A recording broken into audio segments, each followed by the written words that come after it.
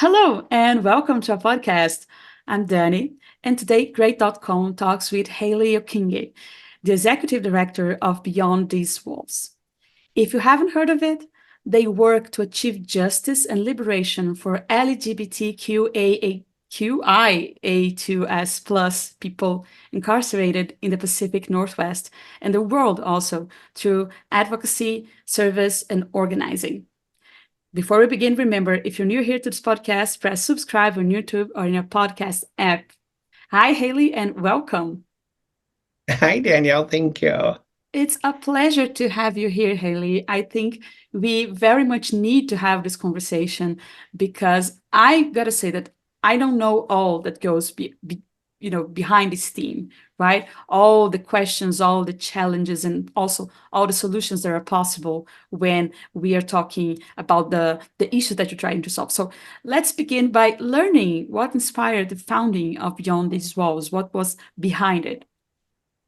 Well, that's a great question, Danielle. The Beyond These Walls started with Tristan Reese and Biff Chaplow. They were the founders of Beyond These Walls, and it started out back in 2011. They started responding to letters that organizations were getting that from people who were incarcerated that nobody was answering. Letters were piling up at different organizations, and Biff and Tristan decided to just start answering these letters. And that's really how it started out. It started out as a group of volunteers coming together, meeting, responding to letters, kind of becoming pen pals for them. And it grew from there. Um, yeah, and then it's grown up to what it is today, which is a advocacy support organization that focuses on reentry. And yeah. I think, Haley, this kind of gives us a clue of one of the challenges that our community faced when we talk about this, right? Because the fact that these letters were coming, people were seeking for help and not getting replies, not getting answers, not getting the help they need, I think is quite symptomatic. So let's understand more about the most common challenges that the LGBTQ plus community individuals, I would say, face within the criminal justice system. Yeah. So I think back to 2016 when I was one of those individuals writing BTW for the first time as someone who was incarcerated. I'm an Alaska Native transgender woman who was incarcerated in a Washington State men's prison. And I originally reached out to BTW just trying to create a connection to this community. What we see is a lot of our LGBTQ family, they start their transition, they start recognizing or coming out of the closet while they're incarcerated. And so the first step is they want to become connected with a community they've never been connected to before. So one of the biggest, first challenges they meet is how to become connected to this community. And so they start just kind of shotgun effect is what we're, sending out letters to anyone and everyone to see who will write back. And so that's, one of the first services we do is we receive a lot of letters requesting pen pals, connection to the community, resources, anything like that. Our first step is to connect people. And then after that, when people are preparing for reentry, especially like with transgender women who start transition while they're incarcerated, they have no clue. They have no idea what their, steps to take, what kind of barriers they're looking at. And they start finding these barriers where most transition houses that people who are incarcerated released to are faith-based and they won't accept them. So like for me, I reached out to dozens and dozens of release houses and all of them would come back and say, we will not have anything like that here. Actually had one of them say that directly to me. They're fine with how long I was incarcerated. They were fine with my community conditions, all of that. As soon as I said I'm a transgender woman who is actively in transition, they actually said we'll have nothing like that in this house and hung up on me. So the biggest obstacle a lot of our community members face is, where's a safe place to go live once they come out of incarceration? And then from there, there's all these other barriers that are in place for employment, for medical, mental health, all of these other resources that they need to contact, um, that are kind of exacerbated because of their identities. There's a lot of individuals who are forced to go back into the closet and go back to unhealthy living situations because there's just no resources for them and they don't feel safe to be able to come out. We see that especially in a lot of states that are very conservative, and um, so we know we see those areas on the news all the time, and so that is just magnified for them. Wow. Thank you so much for sharing your story, Haley. I think it really helps us understand better what is behind it, because I think that quite often we like to believe that some of these stories are in the past, right? We don't want to know that people are still going through this, doors being completely shut on our faces. So thank you for sharing it. And I love the fact that you were talking about reentry, right? Coming back to life, let's say, after incarceration. I think such a specific moment, and it's I'm trying to find the best word here because it's a sensitive moment as well, right? You must be full of fear and anxiety and completely full of uncertainties. Uh, as an individual, I can absolutely relate to, even though I haven't been through it. So, what are the help that you guys are able to provide through your programs? What you have going on right now? Yeah, so I'm really excited to say that when I became ED, one of the first programs I really picked up on and pushed was our care closet. Our care closet provides gender affirming clothing and hygiene products to every individual, regardless transgender or not, individuals coming out, so that when they release and they take that first bus ride home, they're not wearing the prison clothing that was sent to them or that was given to them there. So they can change in and go home living their truth that very first bus ride home. And then we've expanded we've started a reentry house in Portland, Oregon. And our hope is by the end of this year, we're hoping to have one up here in Washington State, um, in the King County area, so that individuals who are part of our community have a safe place to go to that is not faith-based, and that they will be LGBTQI only houses. Um, and so then once they get there, we have case managers in Washington and Oregon currently who provide personal wraparound services where our case managers, for some individuals who were incarcerated before, in their early teens, they've never been shopping before. So our case managers go with them. They teach them how to shop, how to budget money. We provide cash assistance for individuals. The Our case managers help them get onto like DSHS for food stamps, how to get onto social services for monthly cash assistance from other services. Um, we have my one case manager, they'll go through how to fill out resumes, make a resume and get a job, and we'll do job interview skills and stuff like that. So it's just complete wraparound services, and they're tailored to each individual. Some individuals, they know how to budget money, but they don't know how to fill out a resume because that's how most jobs are, done now. Like even your local um, retail jobs are, you need a resume. You can't just fill out an application online like you used to. So yeah, it really depends on the individual, and we provide complete wraparound services for them.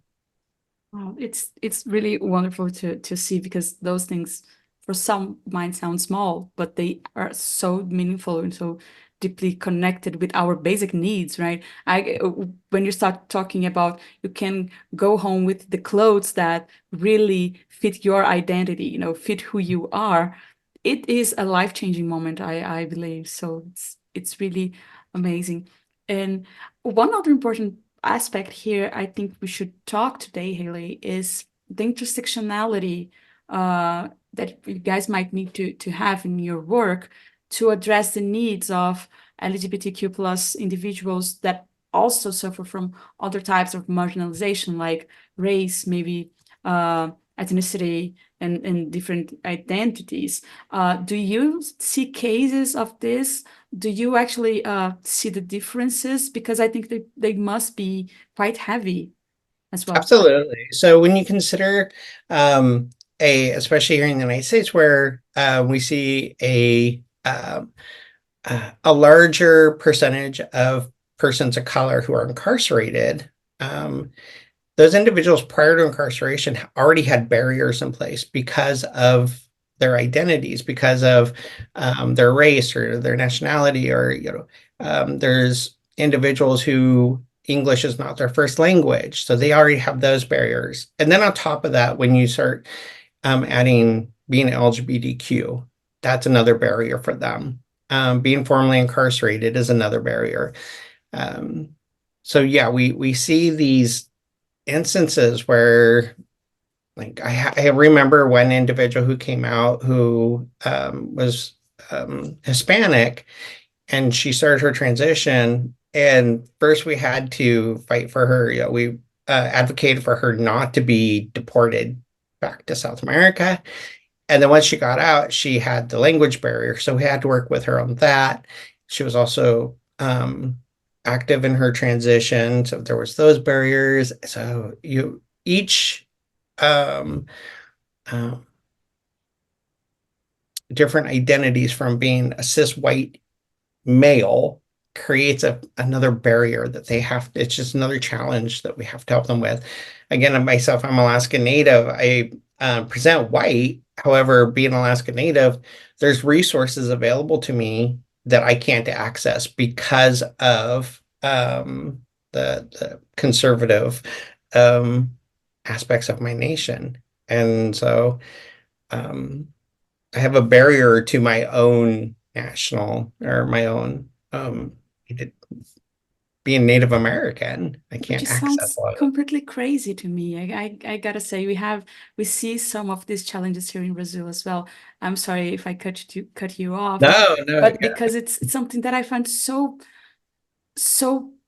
unbelievable. I think that's the word. It makes absolutely no sense at It's all. extremely frustrating. And so and so I can really relate to our persons of colors who are coming out, and they're not being accepted back by their own communities because of their own biases, or they don't feel comfortable going back to their communities. And again, we see a higher number uh, in in prisons. We see that a person of color who is transgender is substantially more likely to be assaulted um, and mistreated than even a white transgender individual.